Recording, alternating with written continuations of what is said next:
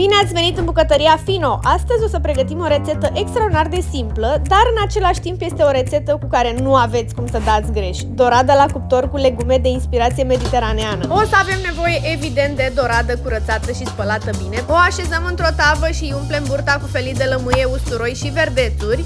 Adăugăm păstăile de fasole verde, roșiile sherry tăiate pe jumătate, mixul de măsline verzi și calamata, cubulețe de unt rece, după care asezonăm cu sare, piper și ulei de măsline, poate chiar puțin vin alb sec.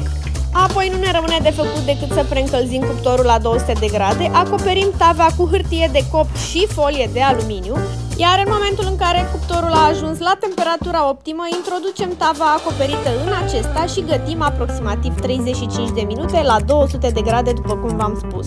Între timp tocăm niște pătrunjel verde și spre final scoatem foliile de deasupra tăvii și mai gătim încă 5 minute cu tava descoperită.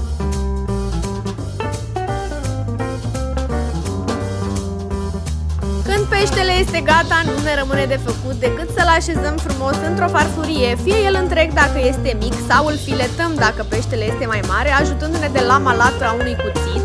Așezăm garnitura lângă, presărăm pătrunjel verde, piper proaspăt râșnit, un fir de ulei de măsline și savurăm cu poftă. Asta a fost tot, pupici și spor la gătit!